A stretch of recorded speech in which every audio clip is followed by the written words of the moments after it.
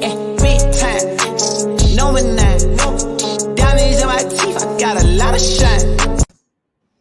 Oh, yes, ladies and gentlemen. We are back for another week at DFS Army, the fantasy football show, talking about our favorite flex plays on the week. And of course, we're going to answer your start sit questions. I'm here with my man. You guys know him in the Discord, always causing problems. We got Garett Thomas. What's up, You can hit him up on Twitter for however long Twitter's still up, at Garett Thomas. And of course, myself at the Flex Network 1. I'm Shane Seeley. Welcome to the show. Garett, brothers, it's been a minute. How you doing? It's been a minute, man. I'm doing well, and it seems like you're doing well. That was a lit little intro there. That's new for me, so I was enjoying that coming in. So good. Yeah, listen, got to get excited. I feel like I've had like 3 or 4 different intros on the show in this season alone because I kind of get bored with the intros. So you go play with some of the video software, and this is kind of fun. So we'll see. We'll probably rock it to the end of the season, but let's do it. We got to get excited because it's week 11. In a lot of leagues this week, Garett, in your season-long leagues, it's a trade deadline. If not this week, it's going to be next week. So we're getting a ton of trade questions in a Discord. Of course, if you become a VIP member over at that, what's that website called? Oh, yeah, dfsarmy.com. A lot of great content over there. You're going to get the experts, in quotations, giving you some fantasy football advice. So listen, brother, it's going to be an interesting week this week. There are some definitely fantasy relevant players that are going to be on bye this week. You got the Jacksonville Jaguars, the Miami Dolphins, the Seattle Seahawks, and the Tampa Bay Buccaneers. So there's some definite notable names, which means we got to get dirty. We got to get deep. And we're going to talk about some of our favorite flex plays on the week. So let's not bury the lead. Give me your number one flex play on the week. Locked and loaded. Who you got, Garett? I mean, I'm rolling with David Montgomery. And I mean, if you're like me, it's one of those deals where I don't necessarily, I guess I wouldn't have to play him if I was not hidden in the bye weeks like we are, but I mean, we are. So I have my top running backs on bye, so I am forced to play him. But obviously, you know, fellow committee running back Khalil Herbert, he's out. That's excellent for Montgomery and his narrative. And, you know, Herbert's really passed the eye test compared to Montgomery. And that's the scary part of having Montgomery as long as I've had him on this team. And then Herbert went down, unfortunately. But that does help Montgomery in fantasy football. So, but in the last 5 games, you know, Montgomery being he has gotten 14 or more touches in every game but one.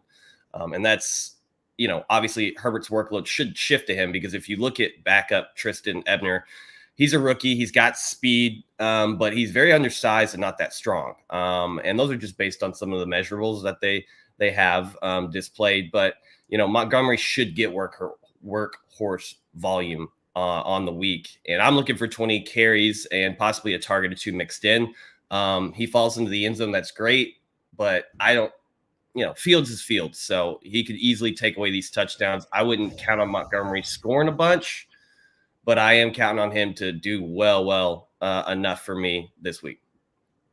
Yeah, we were chatting before the show. So one of my favorite tools, just as I'm going through my process, we have a lot of different tools at the DFS Army website. I like to look at the matchup tool. It gives you a really great visual. Great one. It's color coded. It just talks about some of the great matchups that are out there. David Montgomery has a great matchup. Spoiler alert.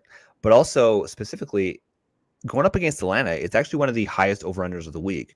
To your point, there's always going to be a little bit of risk, right? When David Montgomery, what we've seen historically is one of the reasons he's been so productive in fantasy football is because of the touches. He's getting the opportunity. He's getting those touches, which has led to fantasy football production, which is great. But with Khalil Herbert being as good as he is, David Montgomery's been questionable. And then now you add into the fact that Justin Fields on average is only averaging about 20 passes a week. And they're still top of the league in terms of rush attempts per week, but it's not to the running backs. It's to Mr. Fields, right? So there's obviously a risk factor there, but getting into this environment and actually I feel like it's kind of sad. It's kind of disgusting how we got here, but I'm going to talk about a Bears wide receiver in a minute here. But this is a game you want to get a piece of, especially in this matchup. So yeah man, as much as it stinks and it's nasty, I kind of like David Montgomery here. And listen, when you go to our domination station, which is our premier tool over at DFS Army, you can do very simple things like filter on fantasy points per dollar spent, right? Obviously, we're not talking about DFS here, but top of that list, Dave Montgomery. Why? Because he's projected to get 14 points in a half PPR. So it seems like a pretty safe floor play. And in a situation where guys like Travis Etienne or Ken Walker are on bye weeks, you're going to have to find these players to fill them in. So yeah, David Montgomery is a very, very solid option. I'm going to kick it because listen, let's just go all in on the Bears. I am going to suggest this week Darnell Mooney going up against Atlanta, because Atlanta right now in the passing game is a sieve. They rank 28th in terms of against the pass defense. And on the season as a whole, Darnell Mooney has a 29% target share. We just talked about it. Fields throws it on average about 20 times per game. So 25%, it's only like 5-6 targets a week. Doesn't sound great. But in a situation where they're going to have David Montgomery, where they're going to have Justin Fields, it does open up opportunities. And we've seen it in recent weeks, not just with Darnell Mooney, but also with Cole Kmet, where these pass catchers are finally starting to get relevant because the coaching staff of the Chicago Bears are scheming to their strengths. And then when you look at Darnell Mooney as well, he does tend to play in the slot as well as outside. And Atlanta is allowing on average about 15 fantasy points per game to the slot wide receivers, 28 for the outside wide receivers. So Darnell Mooney in a consolidated target share can get it done in the slot and he can get it done outside. He seems like a very, very safe play. And going up against Atlanta, two, let's call it mediocre teams, it could be a good opportunity for Darnell Mooney. What do you say? Plug your nose. What do you think? I like it. One thing I want to bring up to your point is the Atlanta Falcons all year have been bad, right? And not just bad. Yeah. It's one thing to project them, and be bad, but it's another thing to project them and then them still be bad. And that's what points above expectations is, right? And that metric, in that metric of points above expectation, they are the worst in the league. They allow 8.5 fantasy points on average above their projected total for the week. Garett, the second highest team is Tennessee, before the Green Bay game. The second highest team is Tennessee with 5.2. So, I mean, you're talking about a very, very, a 50% at least difference between those two. Or I guess from Tennessee to Atlanta, it's a 50% jump at least. So it's just one of those deals, man. You play them because it's been all year. It's been like this all year. I think I trust in the Falcons to put up points as well. And I think it was my quarterback streaming article. I think in the last 3 or 4 Bears games, they've averaged game totals, so both teams' total scores of somewhere in the 60s, and that's nuts. Like, I mean, you see a 50-point game total projected, and that's nuts. So it's definitely something I'm interested in with Mooney. So beautiful. You want to answer a start sit question real quick? We got Actician. We got Jamal Williams or Tyler Boyd. Flex, half PPR. That one's kind of interesting, right? So, I mean, it is. Before we talk about Jamal Williams, let's talk about DeAndre Swift. Can we trust DeAndre Swift? He seems to be healthier every single week, but he's still not getting the usage, right? Like, Jamal's the guy right now. Swift is a guy if you're in a large field, like DFS tournament. Like, let's put him in the lineup like that. But in a season-long lineup where you're just trying to play floor plays, they can't be trusted. They being the Lions, it's just all over the place. So that's what makes Williams interesting in this question, right? I mean, he could fall in the end zone 3 times, 2 times. Like, that's just his role. Even if Swift's playing full time, I think the challenge is though, like the Giants. They're not an offensive juggernaut, but yet they're winning games. Right. And you know how they're winning games? Defense. By defense, yeah. Honestly, when you look at Detroit versus the Giants, I don't love that running back matchup. I think it favors a little bit more the wide receivers. Well, if any team. When you look at the over-unders, the Bengals going up against Pittsburgh, it's a 40-point over-under. Anytime those NFC or AFC North teams get together, it tends to be a bit of a dogfight. Whereas you look at the Giants going up against the the Lions, it's a 45-point over-under. But Pittsburgh sucks against the receiver. Cincinnati, 27th best opportunity this week when you look at our matchup tool, which means it's him, it's Higgins. So even though it's a low over-under, even though it's an AFC North team, I'm still leaning Tyler Boyd in this situation. I am leaning that way as well. I think Pittsburgh will be better against the wide receiver going forward. Last week they were missing some guys. I know Watt came back last week, but Boyd is a middle of the field guy. So I'm not scared about Watt in that sense enough when it comes to Boyd, because he's going to be close to Joe Burrow in the line of scrimmage anyway. So yeah, I'm leaning Boyd here. He just seems like the safer play to me. And that I do Giants lean game Boyd. could It's just be more somewhat.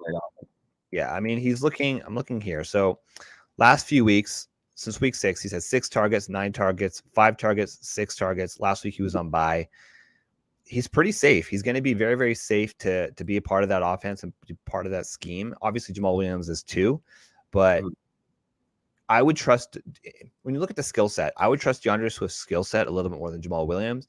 Rational coaching would suggest that DeAndre Swift, as he continues to get healthier, is going to get more opportunity. I'm leaning Boyd. I don't love it, frankly, but I'm going to lead Boyd on this one. All right, brother, give me your second. Sorry, what was that? I said it's tough either way, so I'm with you. It's plug your nose decision between those two. Yeah, no, it's a good question though. I mean, it's a legitimate question, and generally speaking, if it's a running back versus like the secondary wide receiver, I generally lean towards the running back. But just with the matchup, just with the fact that Swift is getting healthier every single week, I like Boyd in this matchup. So, all right, brother, give me your second guy. I'm looking at Isaiah Pacheco, and I think this is an interesting play just because this offense has been consolidated. And one thing outside Travis Kelce, the frustrating thing about this offense is getting these secondary pieces on the right week playing them, right? You had CEH go off half the year, and now he's dust, right? But to me, this week it's going to be Travis Kelce, Isaiah Pacheco, and Kadarius Toney in that offense. I think they're going to funnel targets and touches through those 3 guys, and maybe some McKinnon's mixed in there too. But the interesting thing about Pacheco, he had a very, very, and I remember watching this last week live and thinking this is like, he was clearly the guy on the first drive, and he had a very costly fumble around the goal line, and it cost him obviously some points there. And despite that fumble, he still got the ball 16 times, and that was huge because that was easily his most on any week. I want to say, he had 12 in week 1, and he had 11 carries in week 4. So a huge whopping amount. But the even more interesting side is we talked about Clyde Edwards-Helaire and CEH. He had 2 targets all game, no carries. And after the game, Kansas City tried to claim Eno Benjamin, the same skill set as CEH, from the Cardinals after the Cardinals released Benjamin.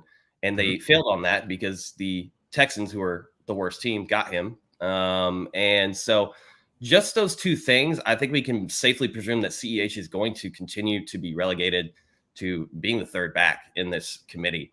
Pacheco had 5.1 yards per attempt last week. He gets the Chargers this week, who have allowed an average of 5.8 fantasy points above expectation over their last 5 games, and that's 4th worst in the NFL. I expect Kansas City to win this game. I don't know if it's going to be – I feel like it's going to be closer if Chargers wide receivers are healthy. If not, I do think that Kansas City probably runs away with this, which means that Pacheco could get some garbage time, run out the clock, touches and carries, which could put him over that 20 mark. I mean, who knows? This is all somewhat speculative, but there's some good narratives behind this speculation being what it is. So what do you think on that play? Well, the game as a whole is the highest point total projected on the slate, 51.5 points. Of that, Kansas City is favored by 5.5. Now, it's hard to say whether or not this is factoring in the possibility of both Keenan Allen and Mike Williams being able to play this week, because people have been wondering what the hell's going on with Justin Herbert. Well, he hasn't had his wide receivers for the vast majority of the season, right? So you take away the top wide receivers, any quarterback is going to lose fantasy football production. But when you look at Pacheco versus Jerick McKinnon, McKinnon is obviously going to be that third down back, the pass catching back. Jamal Williams, we've seen it though, is explosive. Oh, excuse me, not Jamal Williams. Isaiah Pacheco, we've seen it is explosive, right? And he has that breakaway one potential. So if the Kansas City Chiefs get up early, then absolutely Isaiah Pacheco could have himself a bit of a game. And listen, ladies and gentlemen, for all you professional general managers out there, don't let your quarterback be a coach or be a scout. This is what happens when you go and you take this luxury pick, Clyde Edwards-Helaire, in the first round. It's a mistake. It was a mistake at the time. It's not even hindsight bias. It was a bad decision. It was a bad process. And now he's the third running back on the team behind the ancient Jared McKinnon. It's shocking. It's absolutely shocking. It's disgusting. All right. We got a question from Bali. This one's a little bit easy for me, but I want to know what you want to do. Which two do you leave on the bench? So we got Elijah Mitchell, Drake London, Kareem Hunt, or Kyron Williams? Elijah Mitchell, Drake London. So you're definitely starting Bali. You're definitely going to start Drake London. You're not sitting Drake London. That's for sure. Now, you look at Kyron Williams. Do we trust him? Matt Stafford, it sounds like, it's going to be in the game. Cooper Kupp's out. It's going to be a tough matchup. The Rams have a tough matchup this week. So I don't trust Kyron Williams. I kind of want to see it first. I'm with that. Their offense is anemic with Cooper Kupp, the best wide receiver in the game right now. It was anemic. Yes. So to trust Kyron Williams, listen, it's going to be a Darrell Henderson game. Henderson's getting 35 to 30% of the snap share every single week. It's low. Kyron Williams, you just can't trust the rookie. So you're sitting Kyron Williams. So then it's really between Elijah Mitchell and Kareem Hunt. Hunt's still a Brown, and Elijah Mitchell is sitting behind a pretty good running back by the name of Christian McCaffrey. So obviously Hunt's behind a pretty good guy himself, but I think I'm going to be sitting Elijah Mitchell here. I'm going to play London. I'm going to play Hunt. I would actually be on the Mitchell and the London side. Yeah, you don't trust Kareem Hunt? I don't. One interesting stat last week is he was out-targeted by Kareem Hunt, by Chubb. I think that was the third time this year. He's just not really getting the work that he's been before. And I don't know why that shift happened. I mean, frankly, Chubb's great. So maybe they just said, let's just give it to him and be done with it. Maybe, I mean, plus all those, the trade talk and the trade me, and he was professional about it. He showed up to workouts and things like that. He didn't hold out, but he wanted to be traded. And maybe this is kind of a punishment. So I just feel that I saw Mitchell's role. I've heard, them confirm that, yeah, they do want to run Mitchell out there with CMC, and it's enough to where I'm going to chase that over Hunt. Because I mean, I think he had 3 goal line carries, Mitchell, last week in a row. Yeah. So, I mean, if he falls in the end zone, I think he's going to beat Hunt just 1-to-1. So that's kind of where my lean is over Mitchell and Hunt. I think both these guys are going to be touchdown dependent, right? If Mitchell and Hunt are going to pay off, it's going to be touchdown dependent. Now we have, we have projections. We have one for Hunt. It's just under 9 points in a PPR is what is projected, but I don't actually have a projection for Elijah Mitchell. I just have one for CMC, and it's 22 points. So if you switch your on the optimizer, you should be able to switch slates. And if you go to the there should be slate where it includes Thursday through. Okay. Yeah. And you go scroll way down. Yeah, he's got similar 8 points for Kareem Hunt and Mitchell. Where are you, Mitchell? You got to scroll way down for Elijah Mitchell. Yeah, I know last week he wasn't favored in the optimizer, and he did well. No one really expected that. This week is kind of, if the optimizer had him down super low, I would be a little skeptical, but Keg is a genius back there, so he might not have just updated it yet, or he could be smarter than me. So yeah, okay, we're kind of split on this. I honestly think, Bally, in this case, it's going to be touchdown or bust between Mitchell and Hunt. I still kind of like Hunt in this matchup, but I totally get it with Elijah Mitchell. Hey, spoiler, I'm actually playing Elijah Mitchell in a league because I have to. And chances are you had him as one of your top RBs, and you might have to as well. But yeah, okay. But let's move on. All right. So I think it's my turn. Should I go? I think it is. I think I know who your guy is, but let's hear what you got. I want to talk about Darius Slayton going up against the Detroit Lions. We're doing this again. We're going to do it. Okay. Darius Slayton, he has been a very boom bust type player, right? You recall in the preseason a few years ago, he really made a name for himself. And then frankly, he's been disappointing. But Wan'Dale Robinson, he had a limited practice on Wednesday, and then he didn't practice on Thursday. So that was a downgrade due to the hamstring. We know these soft tissue injuries tend to be issues for players throughout the entire season, and we've seen it with Wan'Dale Robinson. Now, he is clearly working as Daniel Jones's number one option, and since week 5, Garrett, if you believe it, he's actually had 2 wide receiver 3. He's finished as a wide receiver 2 3 times, and as a wide receiver 3 once, and he's only busted 1 time. Now, on the season, he only has a 12% target share, but last week he had a 24% target share. Thing about Wan'Dale Robinson, we've kind of talked about this game. It might be a bit grindy, but he has that 4.39 speed that we've been able to see where he can break away the long run, the long touchdown. Because of this speed, he's been able to get open, and Daniel Jones has been able to find him. So Darius Slayton as kind of a deeper play. And what's kind of the eater right now? You play your running backs against Houston, and you play your wide receivers against Detroit. That's like a very general consensus for the season this week. Yeah. They're playing Detroit. Darius Slayton should have an easy opportunity to go and put up a solid floor, probably 10, 11 points. And he's got an upside if he gets in the end zone, gets 4 or 5 receptions for 90 yards. He really could be a difference in the flex play. And he's pretty cheap this week. So I like Darius Slayton has got a deeper flex play this week. Yeah, I think Slayton's definitely in play. Like you said, that injury is really interesting. The thing I want to bring up is, and you probably already said it, but I mean, I want to reemphasize if you have, but this dude has blown up, right? And I'm not going to say it's going to happen this week, but this guy is shown to blow up. And the fact that there's now a floor in play, the narrative of him having a floor here, that's what's interesting, especially in those deeper leagues, right? Especially if you find this guy in that type of a league where you play him and you have a floor in these deeper leagues where he won't kill you probably and potentially wins you a week, just because that's in the realm of possibilities that he's shown. So I do like that, especially for a deep play.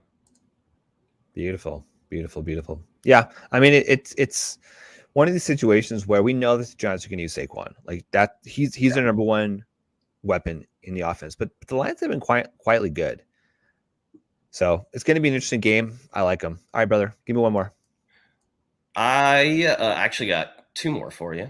I can. Which you want? Do you want more of a flex play, or do you want more of the deep flex play here?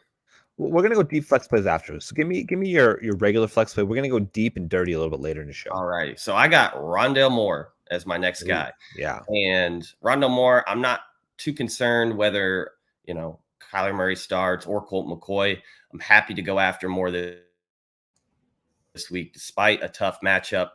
I would say in standard leagues, I'm probably not going to play him. So keep that in mind if you are a standard league person.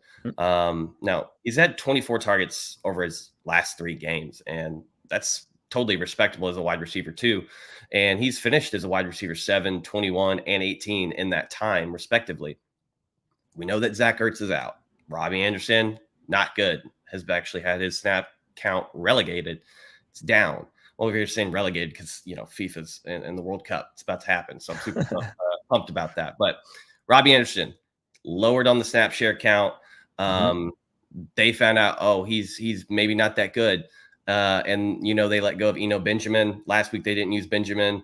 Moore is going to get touches close to the line of scrimmage. I don't know what that's going to turn into. It could be, it wouldn't surprise me if a game of 5 receptions and 24 yards too, right? That's in the realm of possibilities. But with all these targets kind of seemingly consolidated, I'm not excited about him, but I do believe he has, a good target share that makes him a solid flex option. And while his upside isn't something I want to chase in this matchup against the 49ers, I do think that his floor makes him a solid flex option this week. What do you think about Moore this week, Shane? I love Rondale Moore, man. Honestly, right now. So there's been some conversation out there that when Hollywood Brown comes back, you shouldn't worry. You should still start Rondale Moore. I'm a little bit more worried when that happens because you mentioned it. We like to consolidate a target share. It's Hopkins, it's Rondale Moore. And the fact that Zach Ertz is hurt, I like Trey McBride. He was a solid prospect, but he hasn't been getting starting reps. It takes time for these rookie tight ends to get acclimated. So it's really going to be it's going to be James Conner.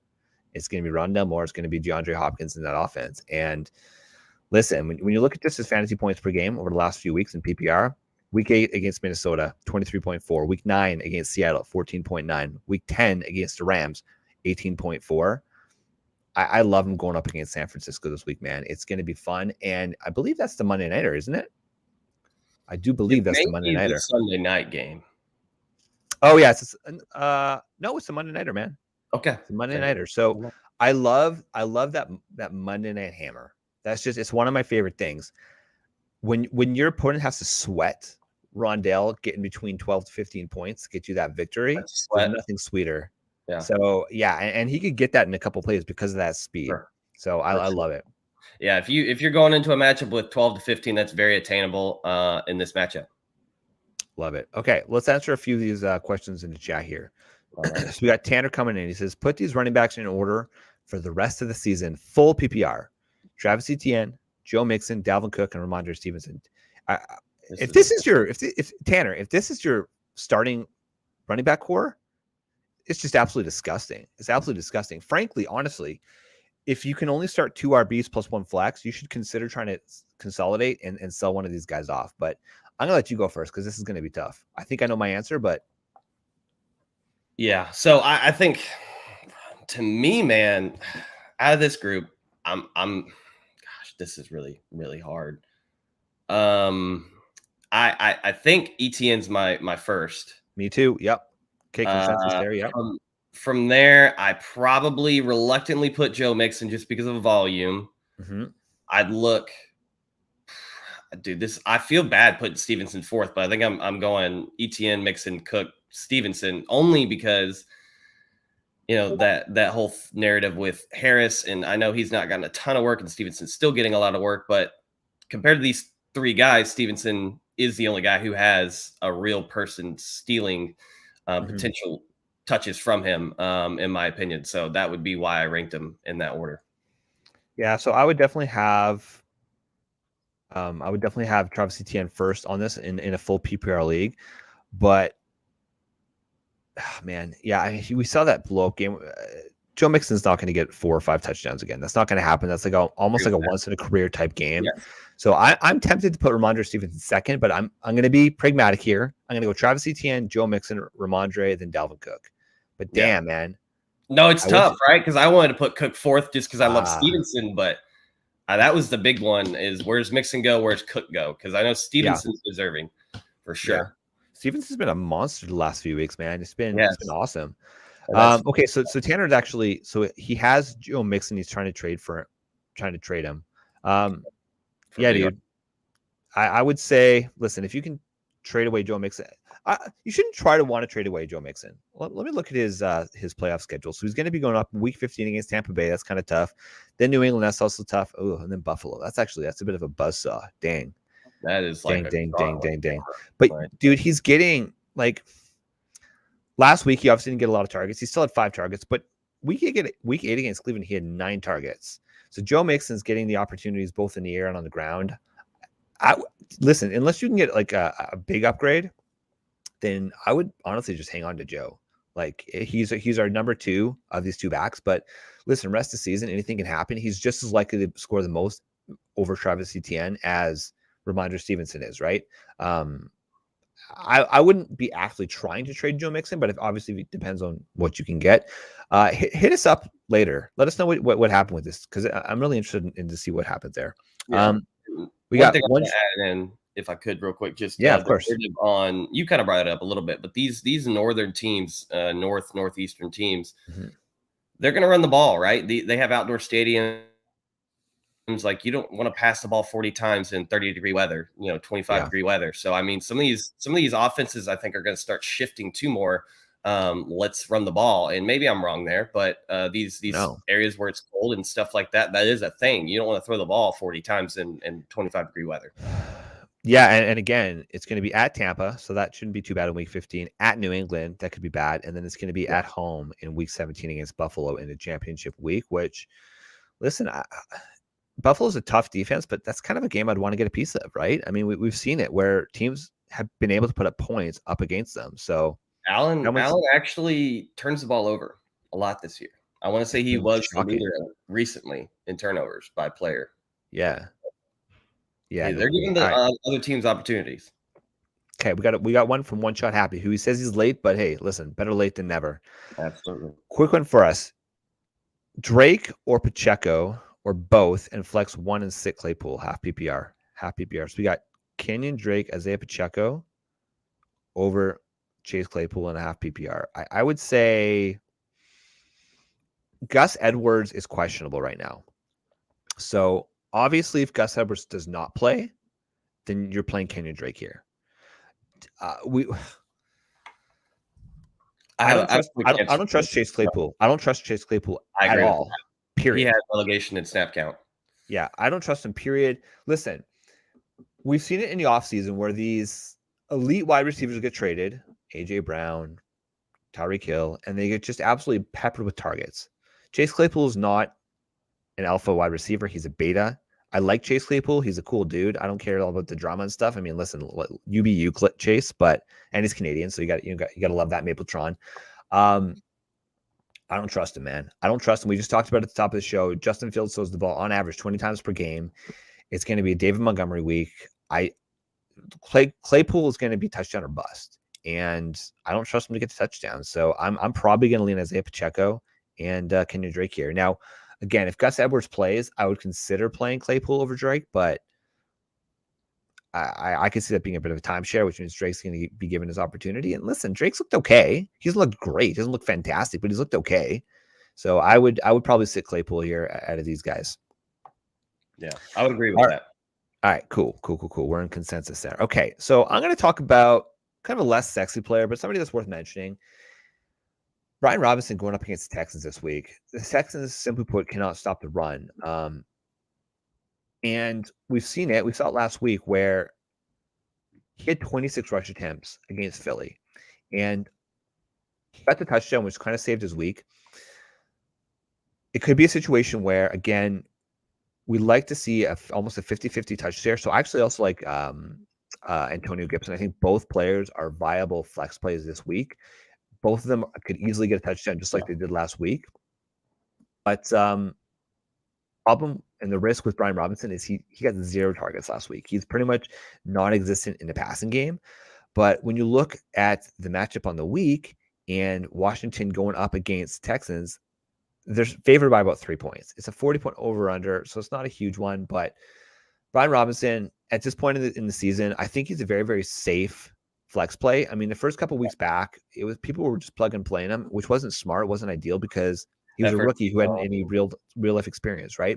But now that he's getting a little bit more comfortable in the game, he made some really important first downs going up against Philly last week. Obviously, some questionable calls with the officials last week. So that aside, they got it done. Chase Young, I think, has been ruled out this week, though, right?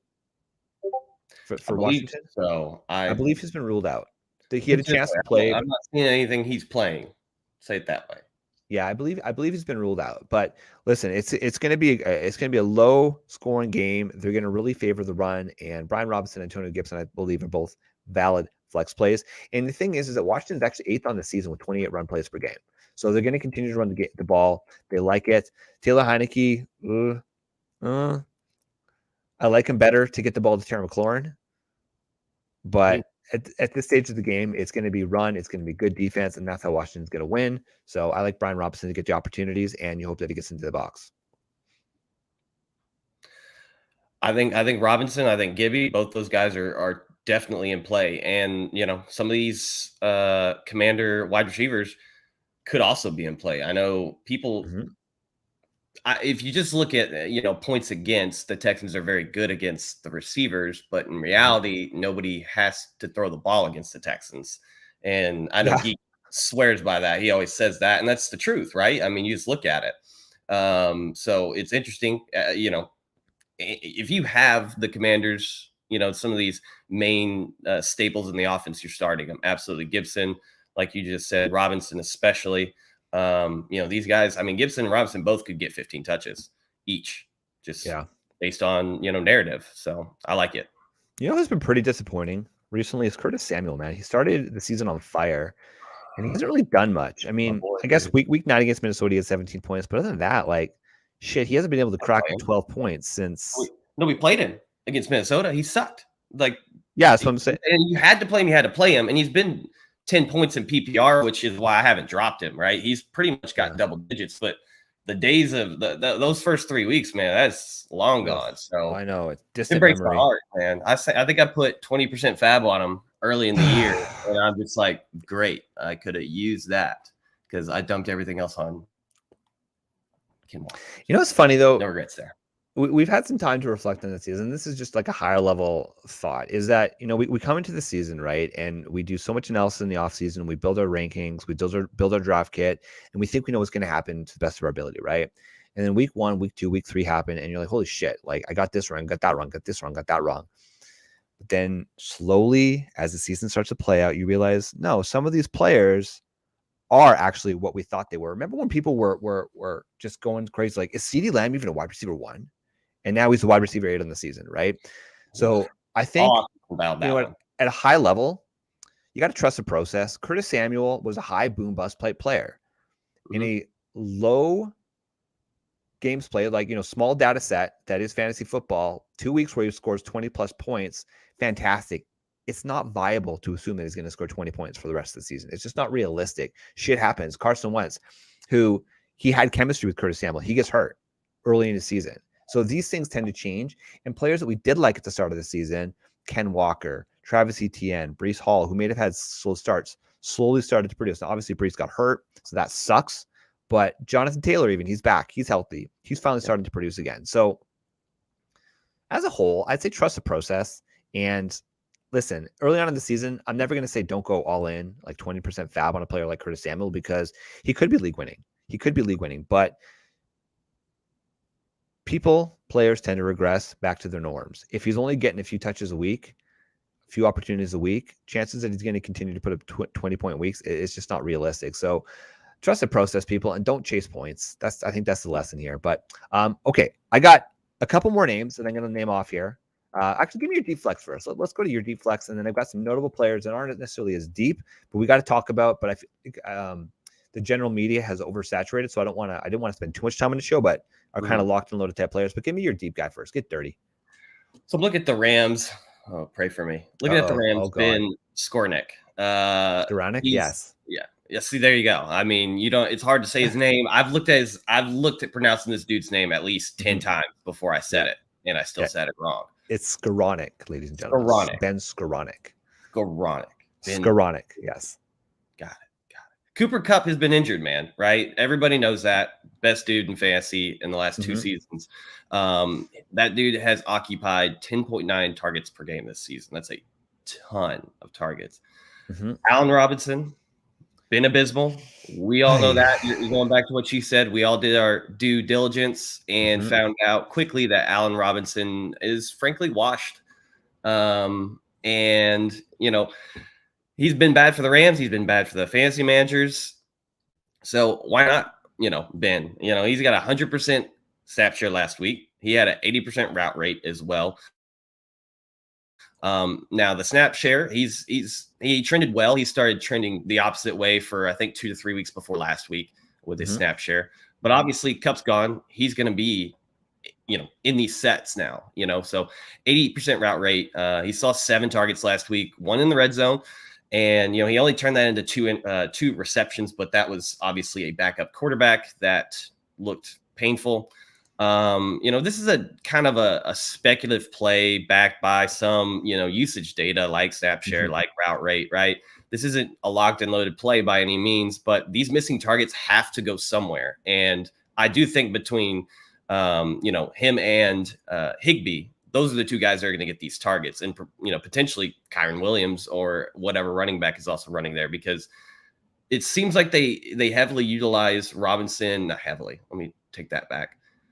They use Robinson enough in the red zone. I feel like that's kind of where they're going to focus their usage on Robinson. Could be wrong, but, obviously It's the Rams. They've been bad. Matt Stafford, Yeah. he's been bad. They've cleaned up the turnovers, which is why you don't want to necessarily automatically stream against them anymore with your DSTs. But, I do think this is in play for your really deep leagues. I think you can find him. This late in the week, it could be a little more difficult to find him, but also a good little DFS flyer as well. As long as they're on the slate. I can't remember what time they play, but as long as he's on the slate, good little DFS flyer too. Yeah. What do you think about Van Jefferson? No, I do. Yeah, Van Jefferson being back, it's kind of complex, right? Because we had, I think, some sort of narrative built in with Van Jefferson too. And I would say he's probably the better athlete, but definitely a better athlete. Yeah. Yeah. To me, he's not been in this offense all year. He's not, there's some rapport to be had with him only being in the office for 3 weeks. And, you've seen his snap share regress the last 3 weeks on top of that with Van Jefferson. So, I mean, that kind of screams some. I mean, even last week he set his season low, even despite the cup injury, and so it's just interesting. He's obviously in play. You can't discount him, but I do think that Skoranek is, if I'm saying that right. Ben Skoranek, there you go. You got it. Right. Yeah. So the one thing about so Ben Skoranek, he generally has a high snap share. I mean, last week he saw 98% snap share. He's been closer to 70% midway through the season, but he started off north of 85%. So the thing that Ben Skoranek does, he's a big dude. He's 6'3", 224 pounds. He is a fantastic blocker. I'm not sure if you've seen some of the highlights. It's like kind of the grindy highlights that you see on Twitter, whatnot. But if you get isolated, like Ben Skoranek is a fantastic blocker, and he was actually great at helping Coop get open and even blocking in a run game. So Ben Skoranek's a fantastic blocker. Van Jefferson last week, he got the touchdown, was kind of saved his week. It's kind of up in the air, man. Like, I'm honestly not comfortable starting none of these Rams wide receivers. Like, super comfortable. Obviously, this is a deep flex, so we're getting grindy. Of the two, I would probably lean Van just a little bit more, but honestly, both could just fall flat in their face. Matt Stafford, you can't start him in fantasy football right now. Darrell Henderson, if you have to start Darrell, like I do, I have to start him in one league because two of my starting running backs are on bye week. I don't love it. I really don't love it because the Rams might not be in scoring position, and Darrell Henderson, he's like, that's how he's going to get points, is by getting in the end zone. So that worries me a little bit. It could be a nasty game, but hey, man, I've had Ben Skoranek, I think, twice on this show as a deep flyer. So this will be 3 times in 11 weeks. That's not bad, man. That's not bad for a player. Now he paid off 1 week, and other weeks he's been disappointing. But Van Jefferson's a good player. He had good rapport with Matt Stafford. I could see him coming in, and because he's got that rapport, maybe being the beneficiary of Cooper Kupp being out. But I just think this whole offense is going to be anemic. And so for the record, Geek, I'm looking straight at you. We had a bet on the show at the start of the season. And the bet was if Allen Robinson finishes as wide receiver 23 or better, Geek wins. And if he finishes anything worse, I win. So it's looking pretty good. I was very actively against drafting Allen Robinson this year, and I was very vocal about it. And so far, it seems to be paying off. That's a good call by you, because there's a lot of things that suggested to pick him.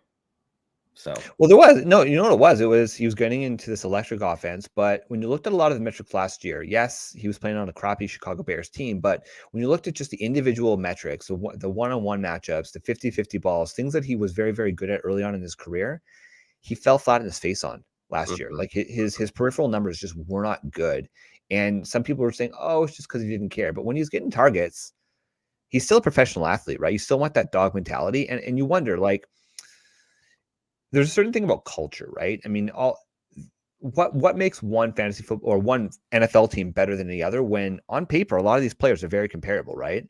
It's team culture, and sometimes it's really, really tough to go 2-3 seasons with just a status quo mentality, and then all of a sudden to be able to ramp it up. It's tough, man. So I wasn't buying the narrative.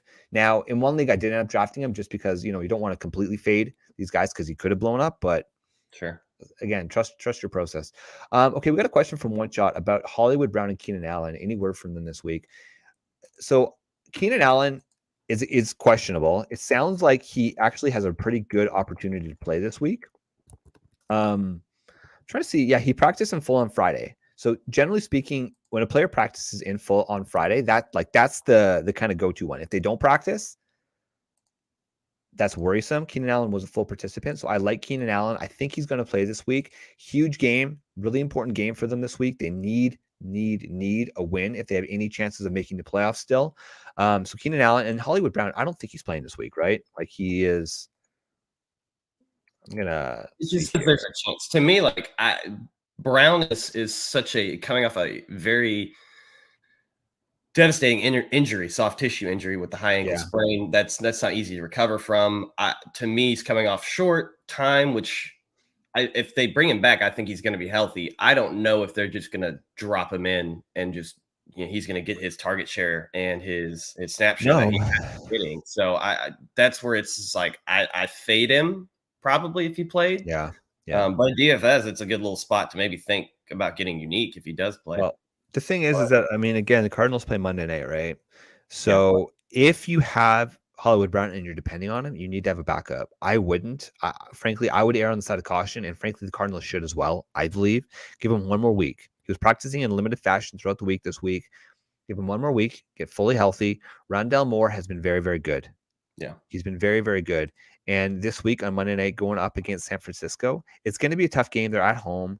They're the underdogs at home against San Fran, but it's in Mexico City just to make sure. Yeah. Oh, it's in Mexico City? Oh, damn. So Okay. they're at home, Still. Yeah, they're the home team in Mexico City. Man, I don't trust any of those road games. I don't trust any of those international games. I don't. I would fade him, man. I would fade Hollywood Brown, even if he does play. Coming back from the injury, limited practice all week. Rondell Moore has been playing very, very well. DeAndre Hopkins has been playing very, very well. I would fade him this week, brother. I agree. Okay. I got a few players I just want to mention. We're not going to get into deep, but worth mentioning. Okay, so Drake London this week going up against the Bears. I like that matchup. Kadarius Toney. Listen, Kadarius Toney would have been my top flex play of the week, but I pretty much you Google who should you start this week. Kadarius Toney is on every bloody website, so I don't need to reiterate it.